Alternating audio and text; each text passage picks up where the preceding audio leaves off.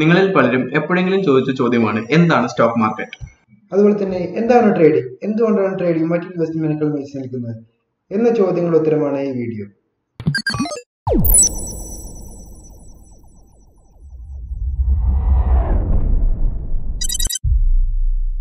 Stock market എന്നാൽ പബ്ലിക്കിൽ list ചെയ്തിരിക്കുന്ന കമ്പനികൾ അവരുടെ ഷെയർസ് ട്രേഡ് ചെയ്യുന്ന സ്ഥലമാണ്.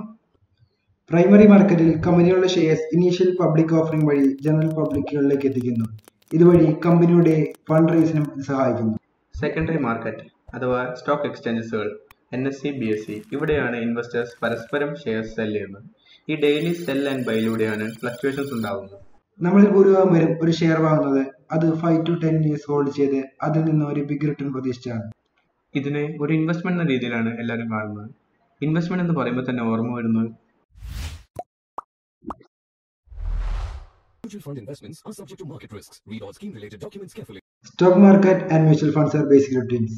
സ്റ്റോക്ക് മാർക്കറ്റിൽ നമ്മളാണ് ഇൻവെസ്റ്റ് ചെയ്യുന്നതെങ്കിൽ മ്യൂച്വൽ ഫണ്ട്സിൽ ഒരു ഫണ്ട് മാനേജർ ഉണ്ടാകും, അയാളാണ് ഇൻവെസ്റ്റ് ചെയ്യുന്നത്. ടെക്നിക്കലി ക്വാളിഫൈഡ് ആയ ഈ ഫണ്ട് മാനേജേഴ്സ് ഒരു നല്ല പോർട്ട്ഫോളിയോ ഉണ്ടാക്കുന്നതിന് വേണ്ടി പല സ്റ്റോക്കുകളിലായിട്ടാണ് മണി ഇൻവെസ്റ്റ് ചെയ്യുന്നത്. എന്നാലും ഇവർ പറയുന്ന maximum profit 20% per annual return ആണ്. അതും ആഫ്റ്റർ 5 years നമ്മളെ കിട്ടിയുള്ളൂ. ഒരു പ്രമുഖ ബാങ്കിന്റെ മ്യൂച്വൽ ഫണ്ട് ഡീറ്റെയിൽസിലേക്ക് നമുക്ക് പോകാം. ഇതിൽ നിങ്ങൾക്ക് തന്നെ കാണാം നെഗറ്റീവ് റിട്ടേൺ ആണ് ആദ്യത്തെ വർഷം ഇതിന്റെ പെർഫോമൻസ്. നെക്സ്റ്റ് 5 yearsൽ 15 to 20% ആണ് ഇതിന്റെ റിട്ടേൺ. 5 or more ഇയേഴ്സിന് മേലെയുള്ളതിൽ മാത്രമേ ഈ ഒരു പ്രോഫിറ്റ് പെർസെന്റേജ് നമുക്ക് കാണാൻ സാധിക്കുള്ളൂ.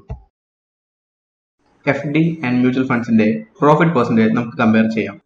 ഇതാണ് FDയുടെ പ്രോഫിറ്റ് പെർസെന്റേജ് 10% പെർ ഇയർ. ഇതാണ് മ്യൂച്വൽ ഫണ്ടിൻ്റെത് 20% പെർ ഇയർ. ഇതാണ് സ്റ്റോക്ക് ട്രേഡിംഗിന്റെ profit percentage. And guess what? This is not in 1 year. This is not in 1 month. This is in 7 days. Mutual ഫണ്ടിന്റെയും ഫിക്സഡ് ഡെപ്പോസിറ്റിന്റെയും 7 ഡേയ്സിലെ പെർഫോമൻസ് നമുക്ക് നോക്കാം. ഇതാണ് ഇൻവെസ്റ്റ്മെന്റിന്റെയും ട്രേഡിംഗിന്റെയും മെയിൻ ഡിഫറൻസ്. ഒരു FDയുടെ റിട്ടേൺ വെച്ച് കമ്പയർ ചെയ്യുമ്പോൾ സ്റ്റോക്ക് ട്രേഡിംഗ് 250 times ഹയർ ആണ്. നമ്മളിപ്പോൾ കണ്ട പ്രോഫിറ്റ് പെർസെന്റേജ് സത്യമാണോ നിങ്ങൾ പലരും കരുതുന്നുണ്ടാവും. ഞങ്ങളുടെ സരദ അക്കൗണ്ടിൽ 7 days ലഭിച്ച പ്രോഫിറ്റ് പെർസെന്റേജ് നമുക്ക് നോക്കാം. ഇതാണ് ഇനീഷ്യലായിട്ട് ഇൻവെസ്റ്റ് ചെയ്ത 20,000. ഇതാണ് ഫൈനൽ എമൗണ്ട് 30,000. ഇത് ഞങ്ങൾ ഉണ്ടാക്കിയത് 3 ഡേയ്സിലെ ട്രേഡിങ്ങിലൂടെയാണ്. ഇത്രയും ലാഭസാധ്യതയുള്ള മേഖലയായിട്ടും എന്തുകൊണ്ടാണ് നഷ്ടങ്ങളുടെ കഥകൾ മാത്രം നമ്മൾ കേൾക്കുന്നത്? മാർക്കറ്റ് സ്റ്റഡിയും ടെക്നിക്കൽ അനാലിസിസും ചെയ്യുന്നവരാൾ നല്ലോണം ലാഭം ഉണ്ടാക്കുന്നു. എന്നാൽ ഇതൊന്നും ചെയ്ത ചുമ്മാ ഇൻവെസ്റ്റ് ചെയ്യുന്നവർ നഷ്ടങ്ങളുടെ കണക്ക് പറഞ്ഞ് എല്ലാവരെയും ഭയപ്പെടുത്തുന്നു. ഡീറ്റെയിൽഡ് മാർക്കറ്റ് സ്റ്റഡി ഇല്ലാതെ ചെയ്യുമ്പോൾ അത് ഗാംബ്ലിംഗ് തുല്യമാകുന്നു. ടെക്നിക്കൽ ചാർട്ട്സ്, പാറ്റേൺസ് ഇവയെല്ലാം സ്റ്റഡി ചെയ്ത് ട്രേഡ് ചെയ്യുകയാണെങ്കിൽ നമുക്കൊരു നല്ല ശതമാനം പ്രോഫിറ്റ് ഉണ്ടാകും. ഒരു ട്രേഡിംഗ് അക്കൗണ്ടും ഒരു ലാപ്ടോപ്പും വൈഫൈയും ഉണ്ടെങ്കിൽ നിങ്ങൾക്ക് തന്നെ വീട്ടിലിരുന്ന് ട്രേഡ് ചെയ്യാവുന്നതാണ്. For more videos like this, please subscribe. If you like this video, press the like button. Post your comments and reviews in the comment section below. Be a technical trader. Happy trading!